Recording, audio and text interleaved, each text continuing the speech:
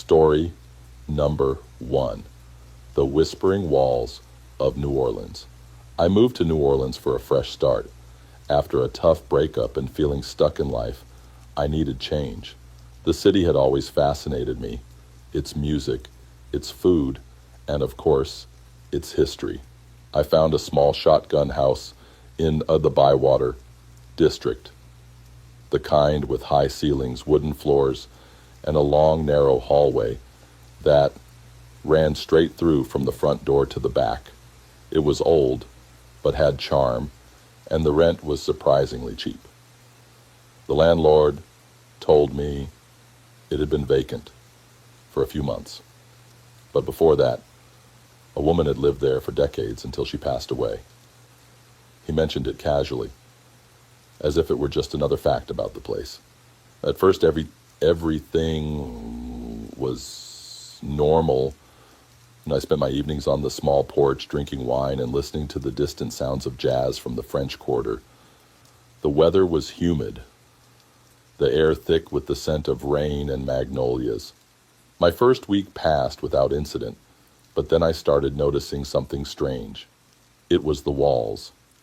I don't know how else to explain it, but at night, when the house was quiet, I would hear a soft, hushed sound, like whispering. It was faint, just barely audible, but it was there. At first, I thought it was the neighbors. The houses were close together, and sound traveled easily. But when I pressed my ear against the wall, I realized the whispering wasn't coming from outside. It was coming from inside the walls. It unsettled me, but I brushed it off. Old houses make noise. Wood expands and contracts. Maybe it was rodents or pipes. I told myself anything to avoid thinking about what it really sounded like. Someone talking in hushed tones, just out of reach. Then, things escalated. One night, I woke up thirsty and got out of bed to grab some water. As I stepped into the hallway, the whispering grew louder. Not just one voice, but multiple, murmuring, overlapping, speaking words I couldn't quite catch. My stomach clenched and I turned on the hallway light. The sound stopped immediately. I stood there, heart pounding, listening to nothing but my own breath. After a minute, I shook my head, chalking it up to my imagination, and went back to bed. But from that night on, I started noticing other things. Doors I had closed would be slightly open in the morning. My keys weren't where I left them. The house felt different, like it was watching me. The worst part was the cold spots. Sudden, freezing patches of air in the hallway, despite the sweltering New Orleans heat. One night I invited my friend Casey over. I didn't tell her about the whispering, just that I wanted company. We made drinks and sat on the couch laughing about old times. Everything felt normal again. Then she stopped mid-sentence, her face draining of color.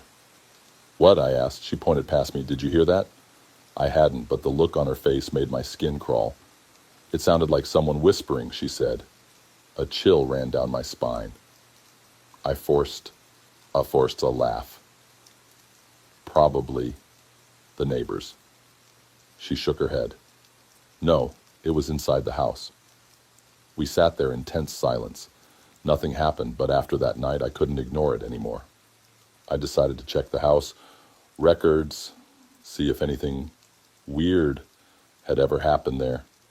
I went to the local archives where an older woman helped me search. She raised an eyebrow when I gave her the address. "You know about that house, right?" she asked. I hesitated. "Number... What about it?" She sighed and pulled out an old newspaper article. The headline made my blood run cold. "Local woman found dead inside walls of Bywater home." I read in horror. Decades ago, a woman named Lorraine Dubois had gone missing. Everyone assumed she ran away, But years later, during renovations, workers found her remains inside the walls. Her body had been stuffed into a hollow space near the hallway, the same hallway where I kept hearing the whispers.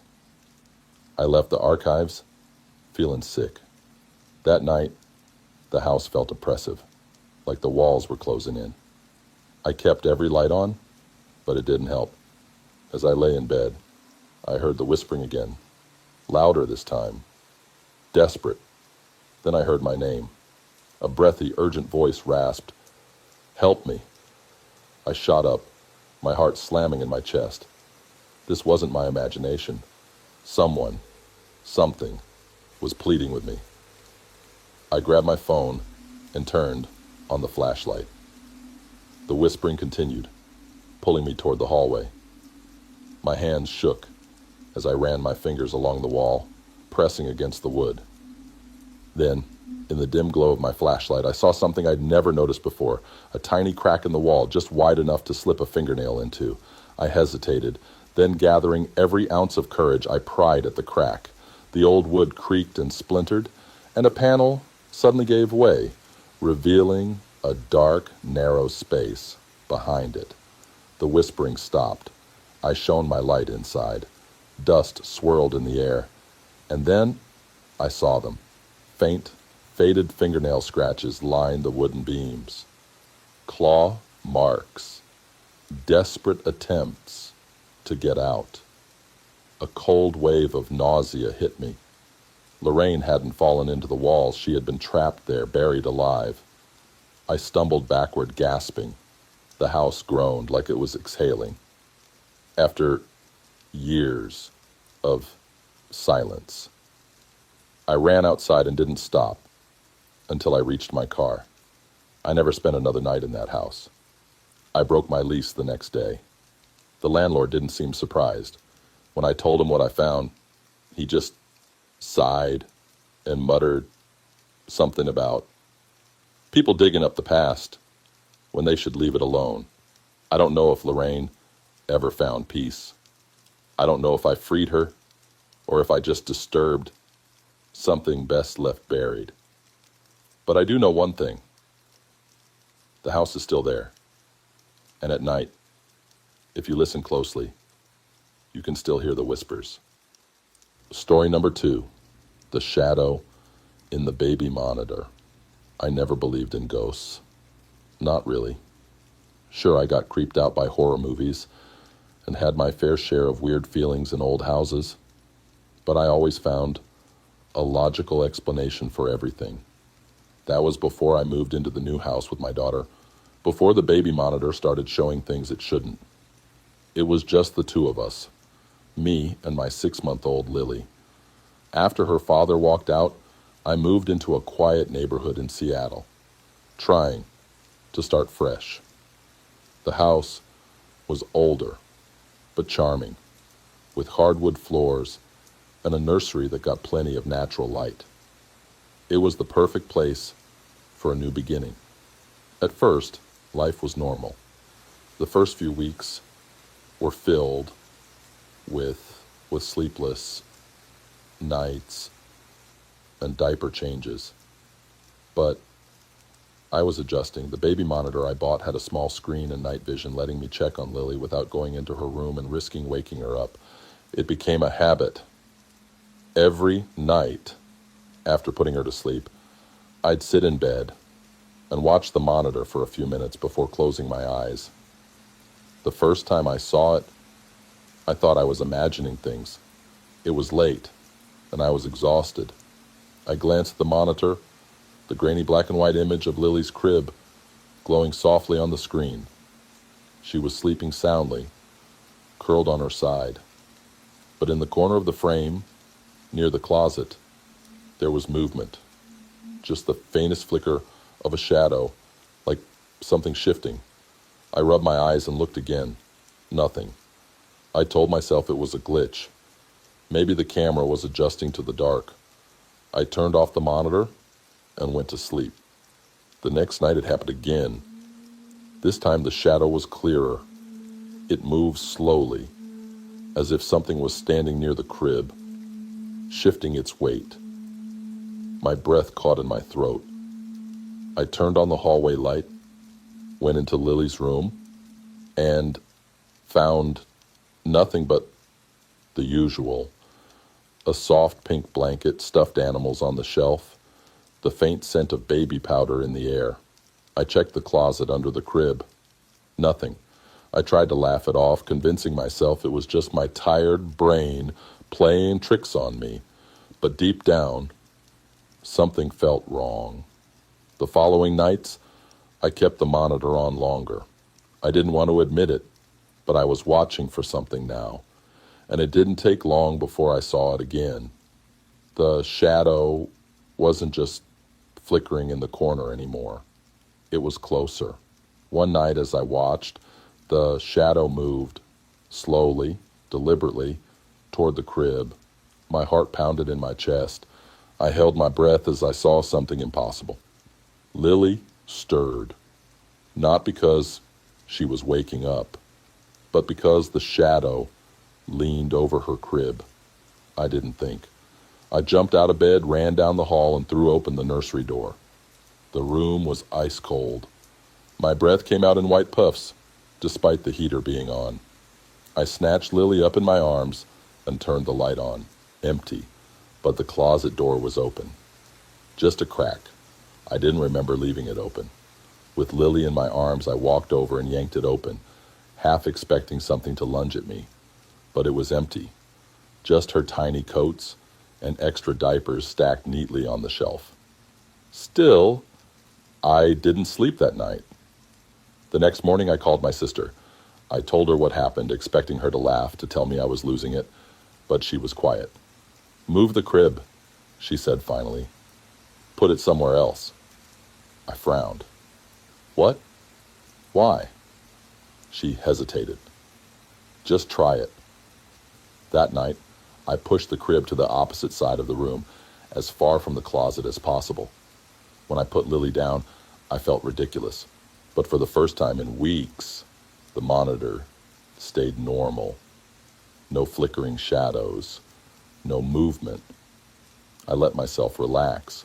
Maybe it really had been a glitch, or maybe my exhaustion had gotten the best of me. A few peaceful nights passed, and I almost forgot about it. Then I woke up at 3 a.m. to the sound of Lily screaming. Not her usual hungry cry, a shriek, a terrified, blood-curdling scream. I ran faster than I ever have in my life. When I reached the nursery, the door was wide open, and the crib had moved. It was back in its original spot, right next to the closet. I grabbed Lily, shaking, tears streaming down my face as I turned on every light in the house. I checked every door, every window. Nothing was broken into. But something had been there. Something had dragged the crib back across the room, as if it wanted her there. I packed a bag that night and drove to my sister's house, refusing to go back until the sun was up. I didn't know what to do. I thought about calling a priest, a psychic, anyone. Instead, I did the only thing I could think of. I went back the next day, walked straight into the nursery, and stood in front of the closet. "I don't know what you are," I said, my voice shaking, "but you're not welcome here. She is not yours." Silence. The room felt heavy, like the air was pressing in on me. But I didn't move. Then the temperature changed. It wasn't cold anymore, just still. I waited, heart pounding, but nothing else happened. I left the door open and backed away, watching, waiting for something, anything, to move. But it didn't. That night, I turned on the monitor again. The screen flickered, showing Lily sleeping peacefully. The closet door was still open, but nothing stood in the corner. I didn't close it, and I never saw the shadow again. Story number 4. The Man Who Never Left. When I moved to San Francisco, I thought I had finally found the perfect place. It was a cozy one-bedroom apartment in an old Victorian building, the kind with intricate molding, hardwood floors, and high ceilings that echoed even the softest sounds. The landlord had warned me that the building was old, meaning occasional creaks and plumbing issues, but I didn't mind. It had charm, history, exactly what I wanted. I moved in on a Monday. By Wednesday, I knew something was wrong. The first thing I noticed was the smell. It wasn't overwhelming, just a faint, lingering scent of something off, stale, like old sweat and unwashed clothes. At first, I thought maybe the previous tenant had left something behind, so I opened all the windows and lit candles. The smell faded but never fully disappeared. Then there was the sound. It started late at night, just after I'd get into bed. Faint, rhythmic tapping, like fingers drumming lightly against wood. The first time I heard it, I thought it was coming from the apartment above me, but the guy upstairs worked nights, and his place was always dark when I got home. By the third night, I was wide awake, lying still, listening. The tapping came from inside my apartment. I told myself it was the pipes. Old buildings settle, they creak, but deep down, I knew this wasn't that. The tapping wasn't random.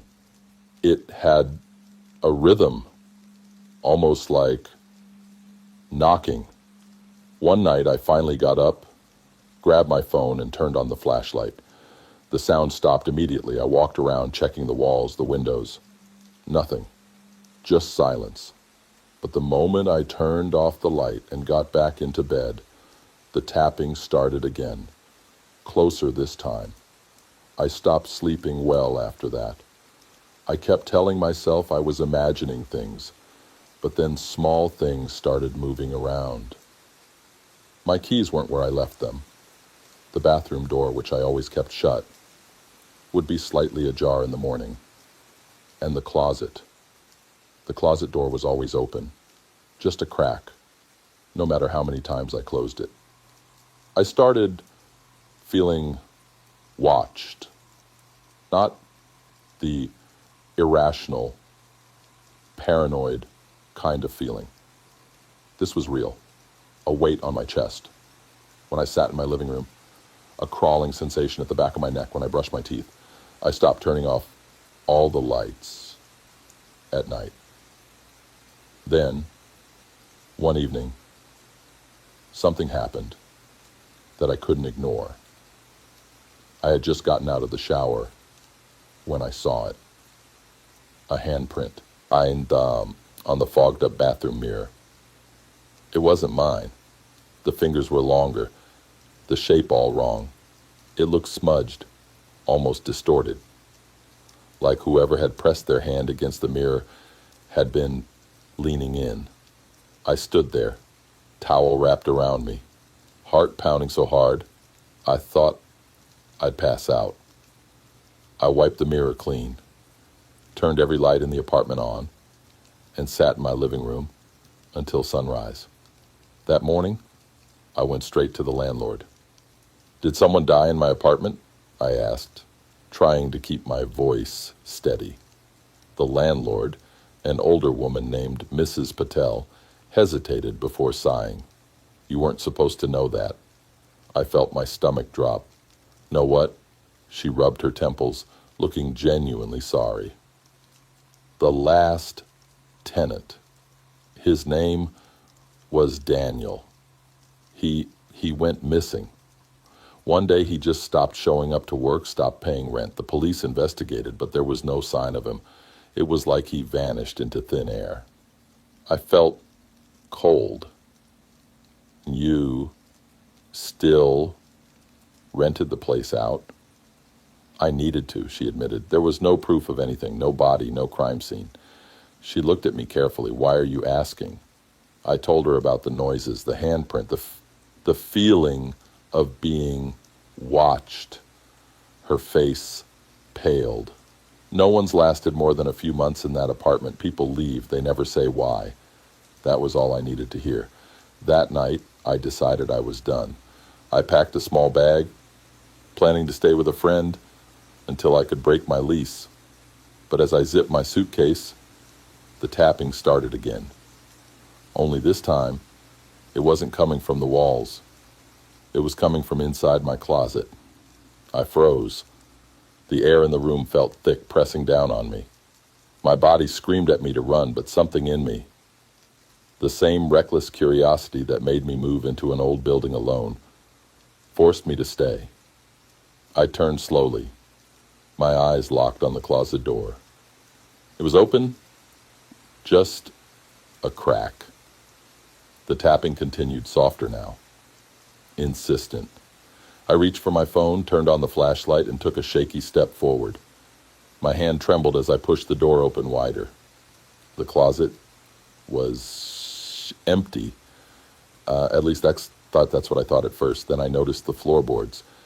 One of them looked loose, slightly raised, like it had been pried up before. I crouched down, heart hammering, and hesitantly ran my fingers along the edge of the board. It shifted under my touch. Slowly, carefully, I lifted it, and then I saw it. A phone. An old, cracked smartphone, covered in dust. It looked like it had been hidden there for a long time. My hands shook as I pressed the power button. The screen flickered weakly, then lit up. There was one notification, a voicemail. I hesitated, then pressed play. At first, all I heard was breathing, then a man's voice whispering frantically, "If you're hearing this, he's still here. He never left. Don't look for him. Don't let him in. Don't..." The message cut off. My entire body went cold. I didn't think. I grabbed my keys, my bag, and ran out the door without looking back. I never went back. I called Mrs. Patel the next morning, told her I was breaking the lease, and she didn't even argue. It was like she already expected it. A week later, I got a call from her. "They found something," she said, her voice barely above a whisper. "Under the floorboards." I didn't want to know, but I had to ask. "What?" She hesitated, then spoke the words that still haunt me to this day. "Bones." I hung up. I don't know who or what I shared that apartment with. Maybe Daniel never left, just like the voicemail said. Maybe something else had kept him there. I'll never know. But I do know one thing. I wasn't alone in that apartment, and neither is the next tenant. Story number 5. The Tall Man in the Cornfield. Growing up in Kansas, I was used to wide open fields and the endless stretches of corn that surrounded our small farm. My parents owned a few acres. Nothing huge, just enough to sustain us. Summers were spent running through the cornfields, playing hide and seek with my younger brother, Ethan. The fields were comforting, familiar, until one night when they became something else entirely. It was late September, and my parents had gone out for the evening, leaving me alone to watch the house. At 16, I was more than capable of handling a few hours by myself. Ethan had gone to a friend's sleepover, so it was just me. I didn't mind. I liked the solitude. Then the night air was crisp, and the scent of dry corn husks filled the breeze. I spent the evening watching TV and doing homework, not paying much attention to the outside world. Around 9, I heard a noise from outside. Nothing unusual, just the wind rustling through the stalks. But then I heard something else, a snap, like someone stepping on a dry husk.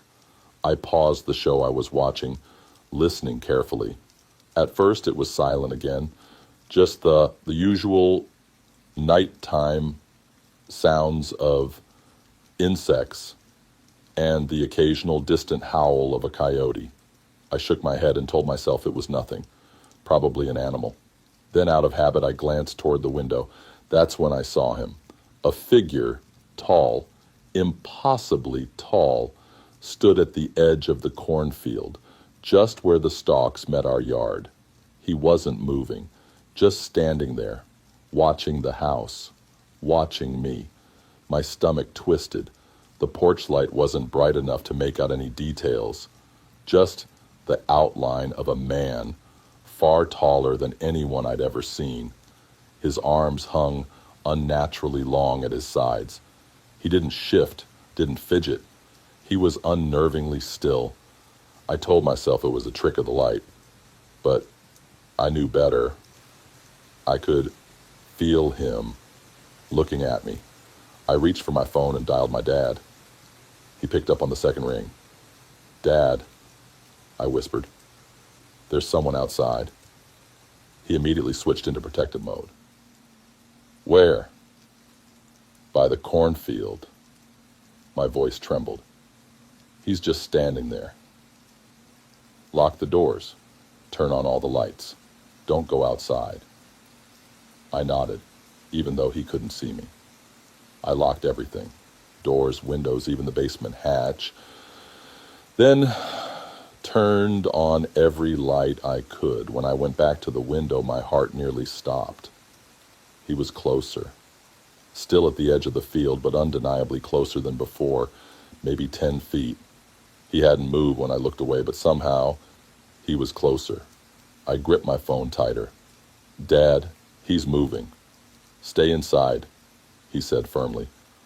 "I'm calling Sheriff Davis. I'm on my way." I kept my eyes locked on the figure.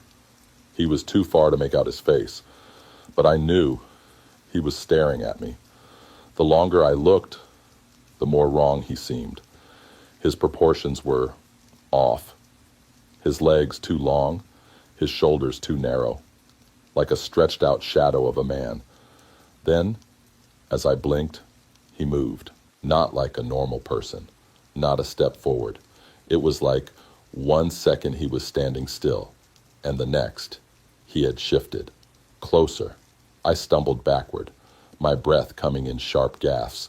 The wind howled through the fields, making the corn sway violently. But he didn't move with it. He just stood there, unaffected, like he wasn't part of this world. Minutes crawled by. Every second felt like an eternity. I waited, heart pounding, until I finally saw headlights approaching down the dirt road.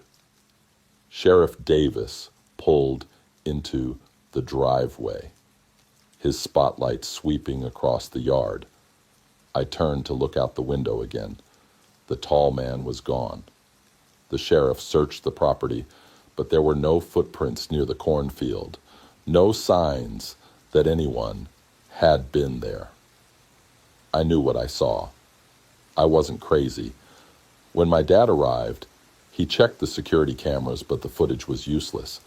The cameras facing the fields glitched, just static. Every other camera worked fine. Just those. I slept in my parents' room that night, but I barely slept at all. Every time I closed my eyes, I saw him, tall, motionless, waiting. Days passed, then weeks. I convinced myself that maybe it was just my imagination, fueled by a shadow or a misplaced fear, until it happened again. One night, just after Ethan had gone to bed, I stepped outside to grab a blanket I had left on the porch. The moment I opened the door, my breath hitched. There he was, standing in the field, closer than before. My blood ran cold. He was near enough now that I could make out something of his face, but it didn't make sense. His features were blurred, like they were shifting, flickering, refusing to stay in one form. I slammed the door and locked it. I didn't call my dad this time. I knew by the time anyone got here, he'd be gone. Instead, I turned off the lights and stood by the window, watching. I blinked. He was gone. After that, I refused to go outside at night. I never spoke about it again, even when my dad mentioned how strange the security camera footage had been.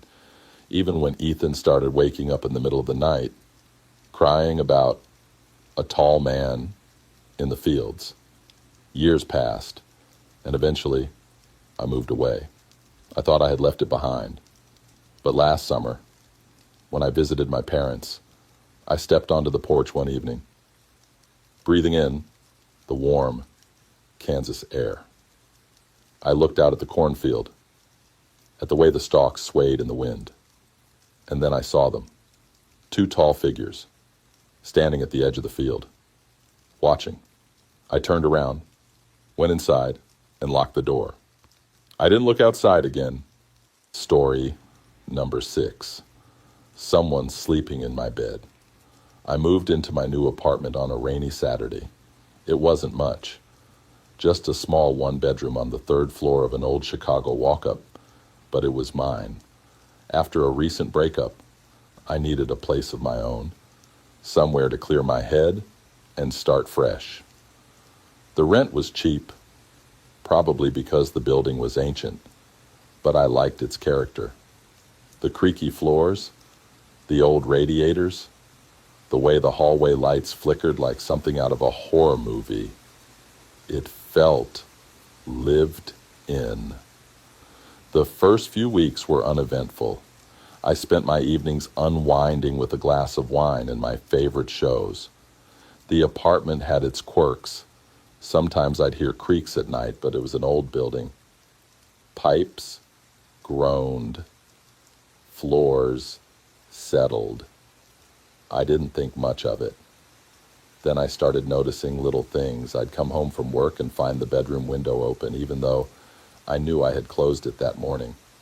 My bathroom cabinet door was slightly ajar when I was sure I had shut it. The first time, I blamed it on my own forgetfulness. The second time, I laughed it off. By the third time, I started feeling uneasy. One night, I came home late. After meeting a friend for drinks, I kicked off my shoes and headed straight to my bedroom, exhausted. As I pulled back the covers, a chill ran through me. The bed was warm, not just from the blanket being thick. It was as if someone had just been lying there. I froze, staring at the indentation on the pillow. My stomach twisted. I lived alone. No one else had been in my apartment. I stood there, heart pounding, convincing myself there was a logical explanation. Maybe the heating vent was aimed at the bed. Maybe my body heat from the night before had lingered. That made no sense. But I told myself whatever I needed to hear to avoid panicking. I barely slept that night.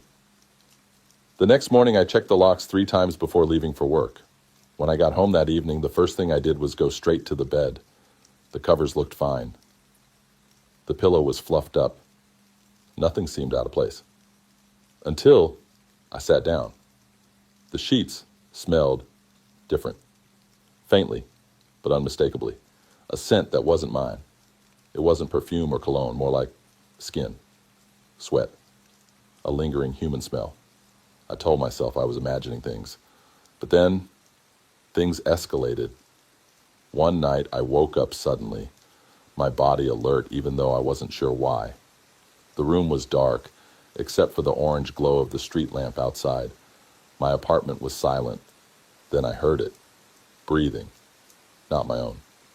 Slow, shallow breaths coming from somewhere near me. I lay there frozen, straining my ears. It wasn't coming from the hallway. It wasn't coming from outside. It was coming from the bed. I bolted upright and scrambled for the lamp, my hands shaking so hard I nearly knocked it over. The light flickered on. The bed was empty, but the pillow beside me had just shifted, like weight had been lifted off of it. I didn't sleep the rest of the night. The next day, I called my landlord. I didn't tell him everything, just that I had concerns about security. He assured me that all the locks had been changed before I moved in, and that the building didn't have any issues with break-ins. Story number 6. Someone sleeping in my bed. I moved into my new apartment on a rainy Saturday. It wasn't much, just a small one-bedroom on the third floor of an old Chicago walk-up, but it was mine. After a recent breakup, I needed a place of my own, somewhere to clear my head and start fresh.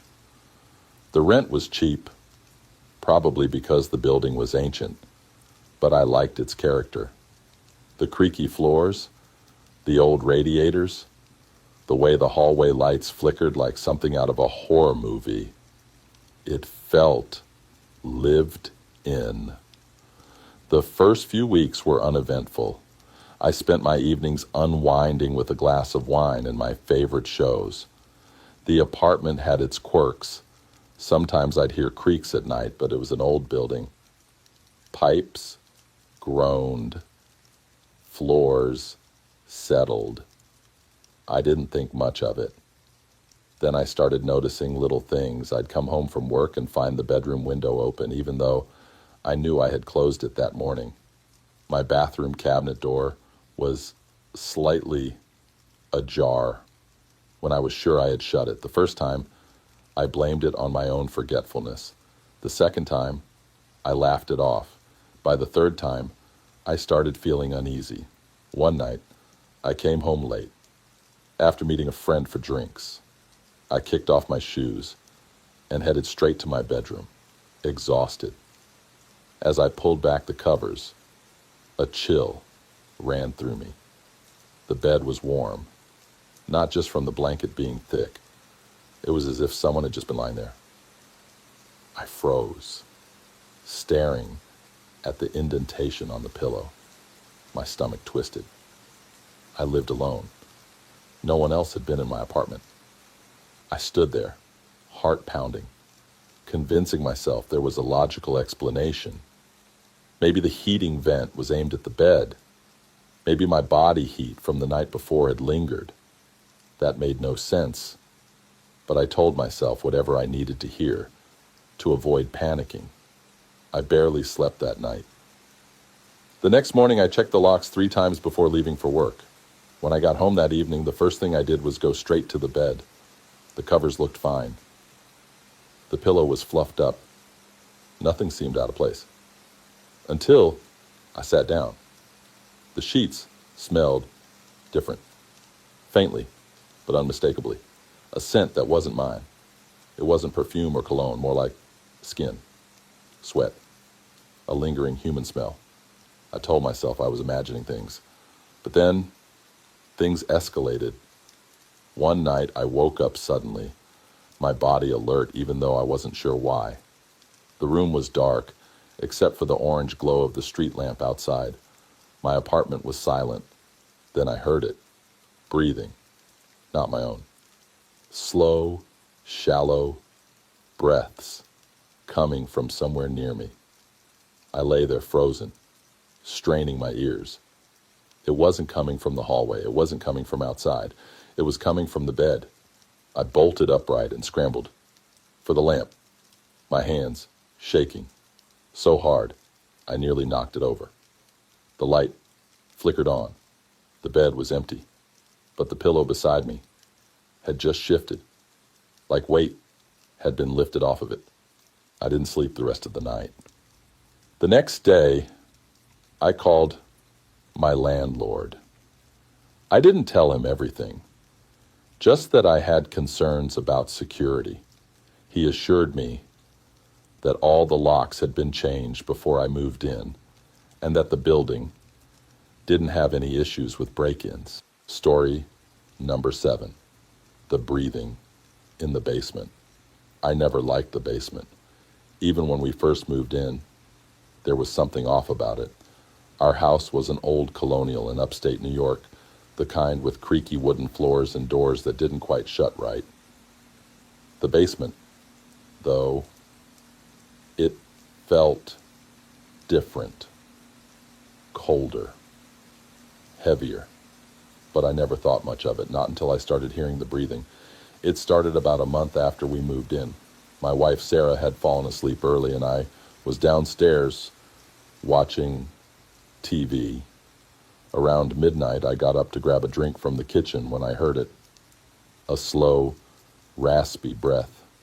I stopped, mid-step. It was faint but unmistakable. Long, deliberate inhales followed by deep, wheezing exhales. It was coming from the basement door. I stood there, heart hammering. The house was silent except for the faint sound of Sarah's breathing from the bedroom down the hall. My eyes stayed locked on the basement door. Another breathation, long, deep, right on the other side. I swallowed hard, forcing myself to think logically. The house was old. Maybe it was the pipes or the way the air moved through the vents, but deep down, I knew it wasn't that. I reached for the knob, hesitated, then slowly turned it. The hinges groaned as I pulled the door open. The darkness of the basement yawned up at me, the wooden steps disappearing into the black. I turned on the light. Nothing. Just the old wooden shelves, boxes from the move we hadn't unpacked yet, and the ancient furnace humming softly in the corner. I let out a shaky breath and shut the door, convincing myself it was all in my head. The next few nights, I started noticing little things, a musty smell drifting up from under the basement door, the lights flickering whenever I walked past, the odd sensation of being watched whenever I was alone downstairs. Then, one night, the breathing came back. This time, I wasn't alone. Sarah had fallen asleep on the couch while we were watching a movie. I got up to get a blanket from the closet when I heard it again. Deep, rattling breaths coming from the basement door. I froze. Sarah stirred, groggy. "What's wrong?" I didn't want to scare her, but my voice came out tense. "Do you hear that?" She sat up, rubbing her eyes. I could see the moment she heard it. Way her entire body went rigid, her eyes widening as the next breath came. Slow, wheezing, right on the other side of the door. Her hand gripped my arm. "There's someone down there." I grabbed the heaviest thing within reach, a fireplace poker, and inched toward the door. Sarah backed away, whispering, "Just call the cops." But I had to see for myself. I took a deep breath, threw the door open, and flicked on the light. Nothing. Just silence. Sarah stayed back as I slowly descended the wooden steps, each one creaking under my weight. The basement smelled damp, earthy. The air was thick, heavy. My eyes scanned the shelves, the stacked boxes, the shadows in the far corners. Then I saw it. The dust on the floor had been disturbed, like someone had been standing there, right at the base of the stairs. I felt a chill creep up my spine. "There's no one here," I called up, though I didn't believe my own words. That night, Sarah refused to sleep in the house. We booked a hotel, and for the first time in weeks, I slept without waking up in a cold sweat. The next morning, I went back alone. The house felt empty, but not in a comforting way, like it was waiting for something. I called the previous owner, an older man named Mr. Wallace. I told him about the noises, the breathing. He was silent for a long time before finally saying, "You should leave." His voice was low, almost apologetic. "My wife never went down there. I told her it was because of the foundation, that it wasn't safe. But the truth is," he exhaled shakily, "it's not empty down there." My throat went dry. "What do you mean?" He hesitated before finally saying, "Did you find the door?" I gripped the phone tighter. "What door?" "The one under the stairs." I didn't answer. I hadn't seen a door, just stacked boxes, an old tool bench, a few shelves. "Don't open it," he said quickly. "If it's still closed, leave it that way." I hung up and went downstairs, my pulse hammering. I moved the boxes carefully, my hands shaking. And there it was, a small wooden door. almost unnoticeable, blending into the wall beneath the stairs. It had no handle, just a keyhole. Something about it made my skin crawl. It wasn't just old. It felt wrong. The air around it was colder than the rest of the basement. I could see the dust disturbed on the floor, like someone had been standing there recently. I knelt, pressing my ear against the wood. Silence. Then a deep, shuddering breath, right on the other side. I stumbled back, heart hammering. I didn't stay to investigate. I didn't touch the door. I ran upstairs, grabbed my keys, and left. Sarah and I moved out that same week. I never told the new owners about the basement. But sometimes, late at night, I wonder, did they ever open the door? And if they did, what came out? Story number 8. The man in the crawl space. Moving to Arizona was supposed to be a fresh start.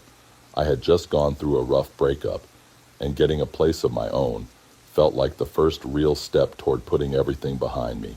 The rental was small but affordable.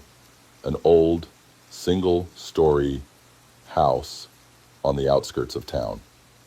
It had a big yard, a quiet neighborhood, and just enough space for me to feel comfortable. The first few weeks were uneventful. I spent most of my time settling in, working from home, and making the place feel like mine. The house had its quirks. The doors creaked, the plumbing rattled a little, and sometimes at night I'd hear strange noises from beneath the floors, but I assumed it was just the old foundation settling or maybe desert critters moving through the crawl space underneath. It wasn't until one evening while I was watching TV that I started to feel uneasy. It was subtle at first, just a prickling sensation on the back of my neck, like someone was watching me. I kept glancing toward the windows, expecting to see movement outside, but there was nothing. Then, around midnight, I heard it. A faint scraping sound, slow, deliberate, coming from beneath the floor. I muted the TV, heart pounding. The noise continued, a rhythmic shuffling, almost like someone shifting their weight, moving just beneath my living room. I forced a laugh, trying to shake off the fear. Probably just an animal, I muttered to myself. But deep down, I wasn't so sure. The next morning, I went outside to check the crawl space entrance.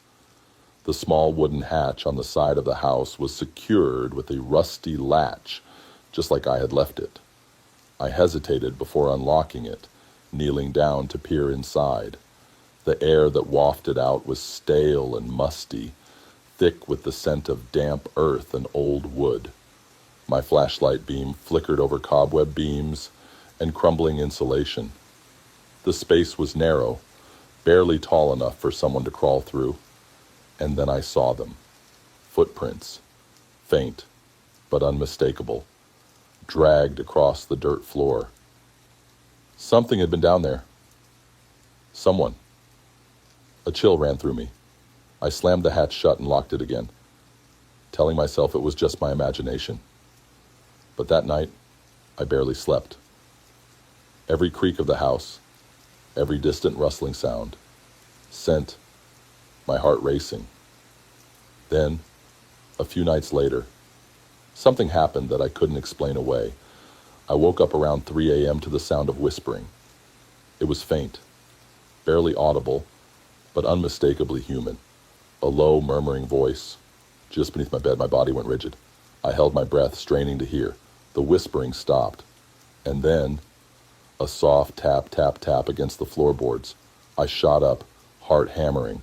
My breath came in short, panicked gasps.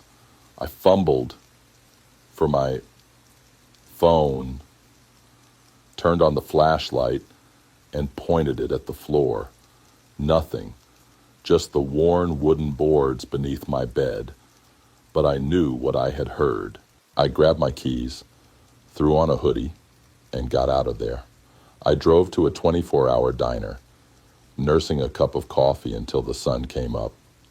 By morning, I had convinced myself that I needed to check again. Maybe I was overreacting. Maybe it was just a pipe or a draft. But I had to know.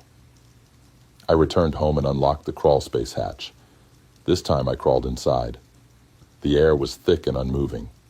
My flashlight cut through the darkness, revealing old insulation and warped beams. I forced myself forward, following the footprints deeper inside. Then I saw it. A small makeshift bed. Just a pile of filthy blankets crumpled against the wall. Empty food wrappers and a half-empty water bottle sat beside it. And scrawled on the wooden beam above, in jagged, uneven letters, "I see you." My blood ran cold.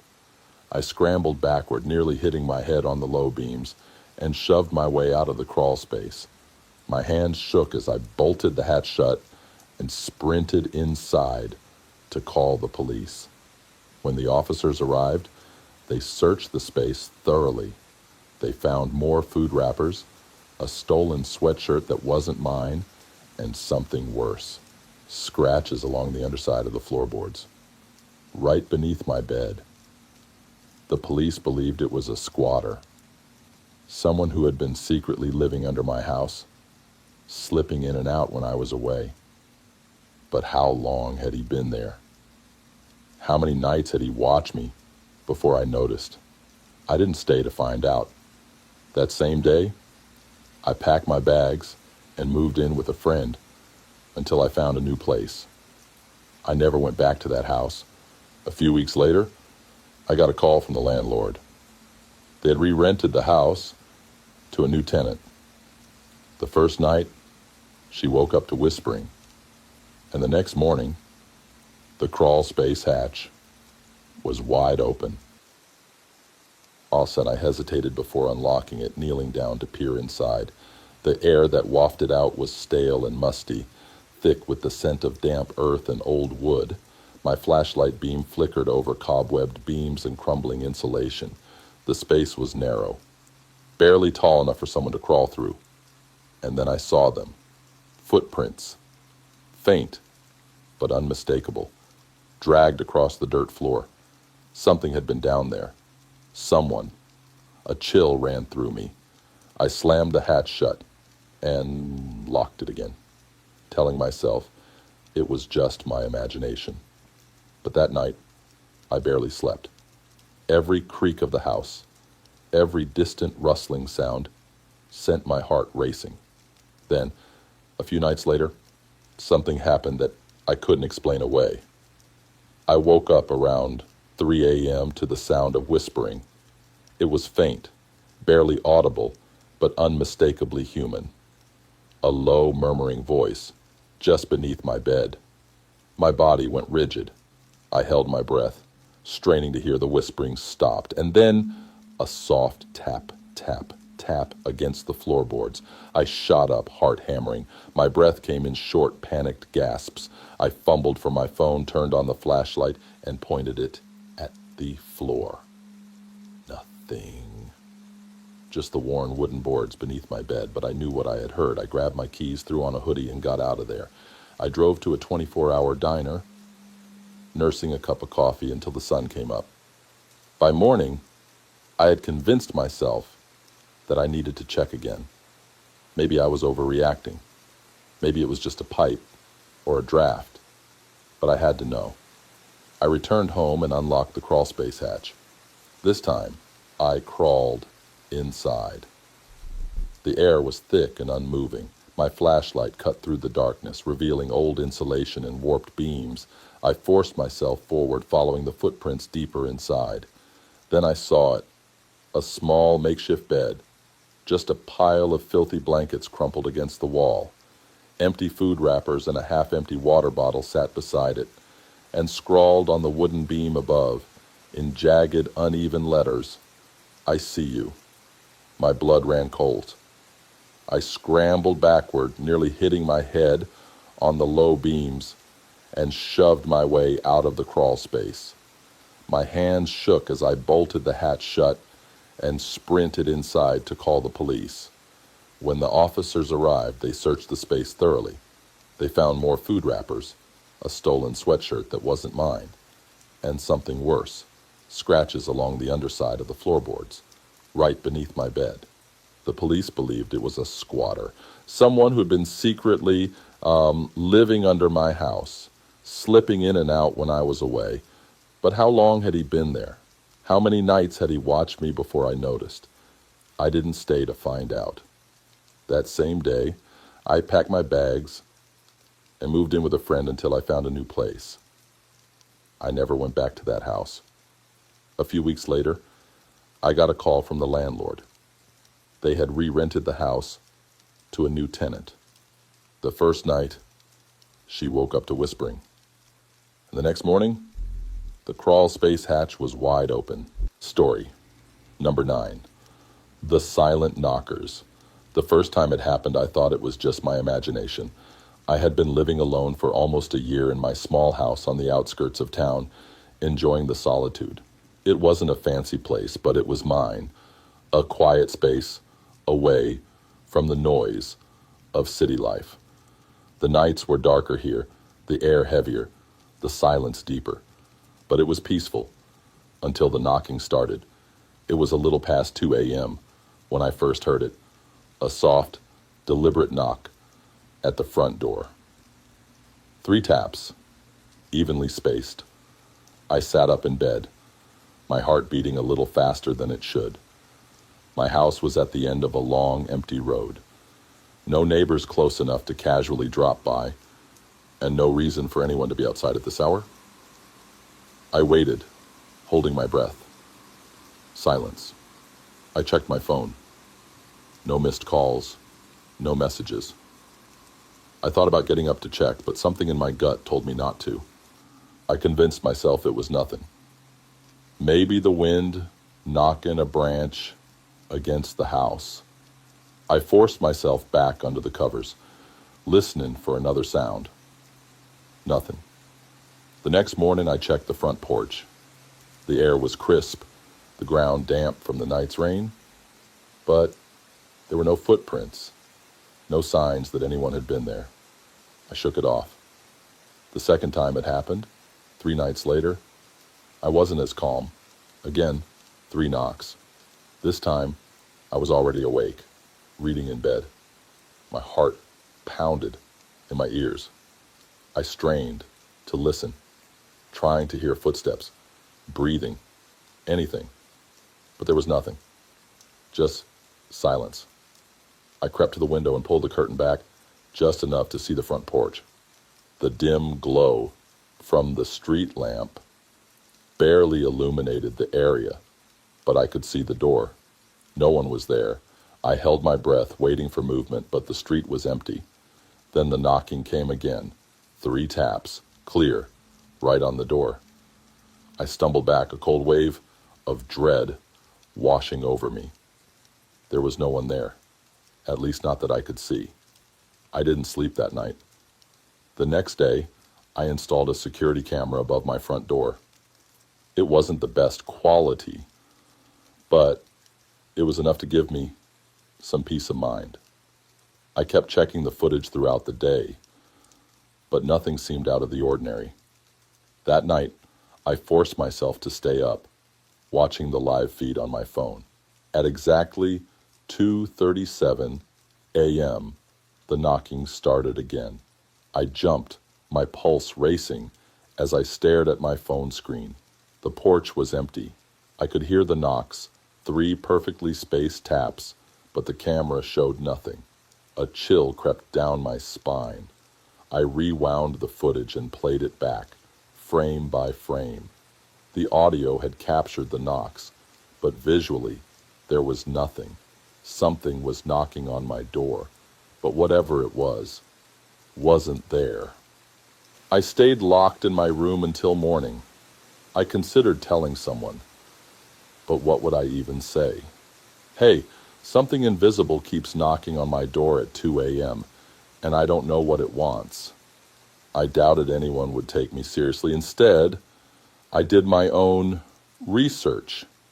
I read about old urban legends, supernatural folklore. Knocking on a door at night had different meanings across different cultures. Some said it was a spirit trying to enter. Others believed it was a warning, a sign of impending death. None of it made me feel better. A week passed without incident. Then, on a cold Friday night, I made a mistake. I answered the door. It was 2:37 a.m. when I heard the knocking. Or story number 10, The Unwanted Guest, in room 3B. I was never supposed to be in room 3B. It was just a temporary stay, a cheap Airbnb in an old Boston brownstone while I looked for a permanent place. The price was suspiciously low for a fully furnished apartment in the city. But I didn't ask questions. I needed something fast, and the host was eager to rent it out. When I arrived, the building had that old New England charm. Tall windows, creaky stairs, the faint scent of wood polish and time. The key was under the mat, just like the host said. I let myself in, dragging my suitcase across the uneven hardwood floor. The apartment was simple but cozy, a worn-out couch, a tiny kitchen, and a bedroom with just enough space for a bed and a dresser. It smelled off. Not bad, just stale. Like it had been shut up too long. I cracked a window, unpacked a few things, and tried to settle in.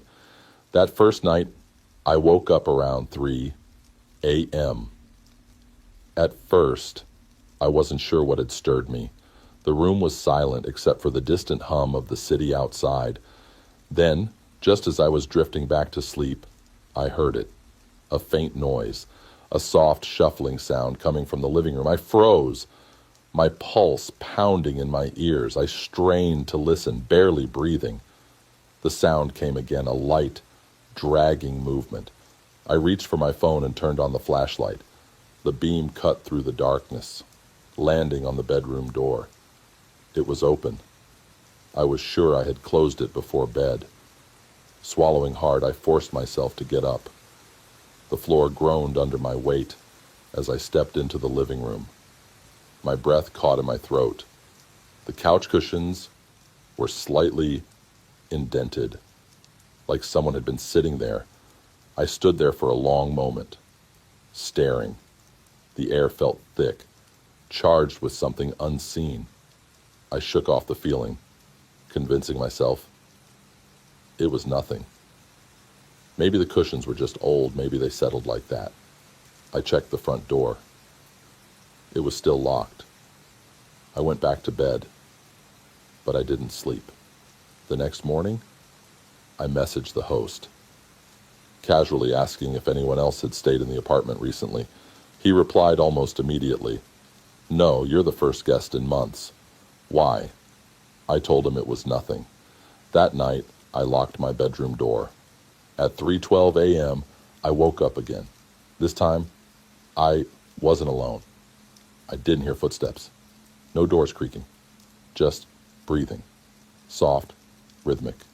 Inhale, exhale, coming from the other side of the door. My body went rigid. I stared at the door, my breath coming in shallow gasps. The breathing continued. Slow, steady, just outside my room. I reached for my phone, hands trembling. My heart slammed against my ribs as I opened the camera and switched to video. I held my breath, recording the door, waiting. Then the doorknob turned. I dropped the phone. I scrambled backward against the headboard, my skin crawling. The knob twisted once, twice, but the lock held. The breathing grew heavier, more erratic. Then, just as suddenly as it started, it stopped. Silence. I stayed awake until dawn. By morning, I was done. I packed my bags and texted the host that I was checking out early. I didn't give a reason. I didn't need one. As I wheeled my suitcase down the hall, I ran into the woman from 3A. She was older, maybe late 50s, with tired eyes and a kind face. She gave me a knowing look. Did you see him? She asked softly. My stomach turned. Who? She sighed, glancing toward my apartment door. Room 3B used to belong to a man named Charlie. Lived there for years.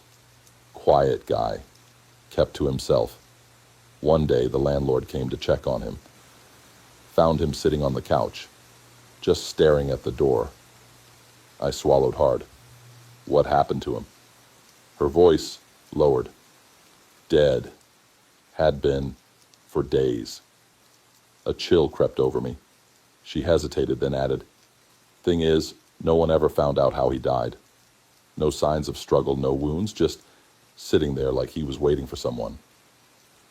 My throat went dry. I left without another word. As I stepped outside, I took one last look up at the brownstone. The curtains in room 3B fluttered. And for just a second, I saw the shape of someone standing there, watching. Story number 11. The reflection that wasn't mine. I never paid much attention to mirrors. They were just another part of my home, something I passed by every day, without a second thought, until one night, when I saw something I shouldn't have. I had just moved into a new apartment, a small but decent place in a quiet neighborhood. It wasn't anything fancy, just a one-bedroom with outdated wallpaper and a mirror in the hallway that stretched from floor to ceiling. The landlord told me it had been there since the building was first renovated decades ago. I liked it at first. Made the narrow hallway seem bigger. The first time I noticed something strange, I had been up late watching TV. I got up to grab some water, passing the mirror on my way to the kitchen. I caught a glimpse of my reflection out of the corner of my eye, and for some reason, it made me stop. I couldn't explain why, but something about it felt off. I turned to face the mirror fully, staring at my reflection. It looked normal.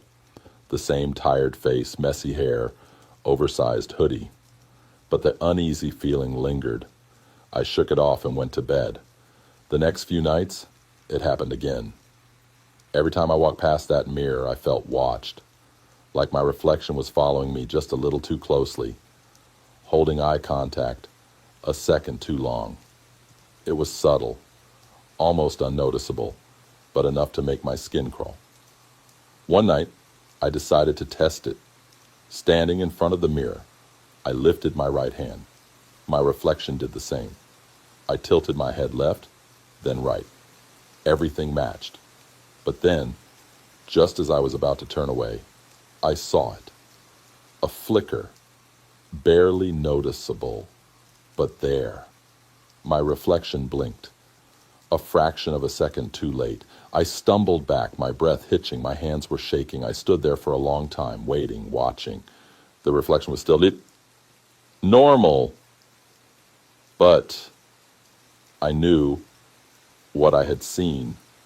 I avoided the mirror after that. I stopped looking at it directly, walking past it with my head down. But the feeling never went away. The more I ignored it, the worse it got. I started waking up in the middle of the night, heart pounding, convinced that something was watching me. One evening, I was on a video call with my friend Lisa. She had been nagging me about how I never showed her my new place. So, I finally gave her a quick tour, holding up my phone and walking her through the rooms. When I reached the hallway, she suddenly went quiet. "What?" I asked. She hesitated. "Your mirror. It's weird." I frowned, turning the camera toward it. What do you mean? It's just... She trailed off. For a second, it looked like... Never mind. Probably just bad lighting. My stomach twisted. Looked like what? She shook her head. I don't know. Like your reflection was off. But it's fine now. I ended the call soon after. pretending it didn't bother me. But that night, I barely slept. The next morning, I made a decision. I was going to get rid of the mirror. I grabbed a bed sheet and threw it over the glass, covering it completely. I told myself that would be enough, that if I couldn't see it, I wouldn't have to think about it. But that night, I woke up to a sound, a soft, slow tapping. I sat up, heart pounding, listening. The room was dark, silent, except for the faint hum of the refrigerator in the next room. Then, tap, tap, tap. It was coming from the hallway, from behind the covered mirror. I wanted to ignore it, to pretend I didn't hear it. But the sound got louder, more insistent. Tap, tap, tap. I forced myself out of bed, every step feeling heavier than the last. The hallway was colder than the rest of the apartment.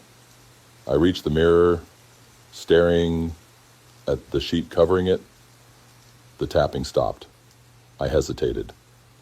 Then, taking a deep breath, I grabbed the edge of the sheet and yanked it down. My reflection stood there, just as it should. But I knew something was wrong. I leaned in closer. My reflection did the same. I studied its face, my face. Then I blinked. My reflection didn't. I stumbled backward, a cold wave of dread washing over me. My reflection stood there, motionless, staring. Then, ever so slowly, its lips curled into a smile. I ran. I locked myself in my bedroom, breathing heavily. I could feel the air pressing against me, thick and suffocating. I refused to look at the mirror again. By morning, I was done. I called my landlord, told him something was wrong with the apartment, and left that same day. I never went back. A few weeks later, I got a text from the landlord. "Hey, just wanted to let you know we removed that old mirror. Found something weird behind it. Looked like old writing carved into the wall. Thought you might want to know." I hesitated before replying. What did it say? He sent back a photo. The words were faint, scratched into the wood behind where the mirror had been. "Do not look too long."